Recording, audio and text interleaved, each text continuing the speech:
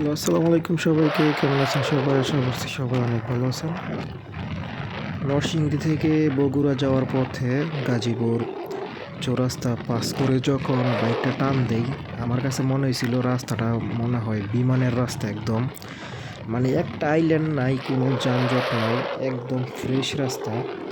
যমুনা সেতুর উপরে দেখেন, যমুনা সেতুর টোল নিছিল 50 টাকা। প্রায় 6-7 মিনিটের মতো সময় লাগছিল যমুনা ব্রিজটা পাস হইতে। তারপরে যমুনা ব্রিজ যখন পাস হয়েছি, একদম সুন্দর একটা রাস্তা ছিল, একটু ভাঙাচোরা নাই। আমাদের নরসিংদীর রাস্তা যদি এমন সুন্দর হতো তো কতই না ভালো হতো। ওইদিকের মানুষ রাস্তার দিকে চিন্তা করলে অনেক আরামে আছে। রংপুর দিনাজপুরের রাস্তা খুব সুন্দর, একদম ফ্রেশ। এই যে একদম এভাবে 4 লেনের রাস্তা।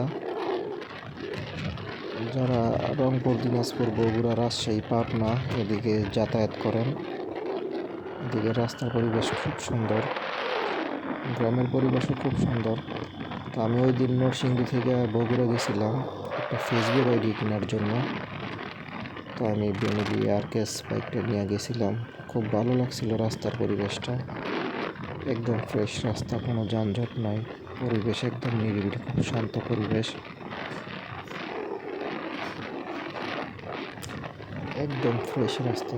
তবে আমার বাইকের মিটার নষ্ট হওয়ার কারণে গাড়ির স্পিড কত ছিল তা আমি বুঝতে পারি নাই। তবে হবে সর্বোচ্চ 70 কিলোমিটার স্পিড হবে, যতটুকু বুঝতে পারি। দেখেন কি সুন্দর রাস্তা, 4 লেনের রাস্তা, একদম ফ্রেশ, যেমন মনে হইতেছে আমি বাতাসের মধ্যে উঠতেছি এরকম।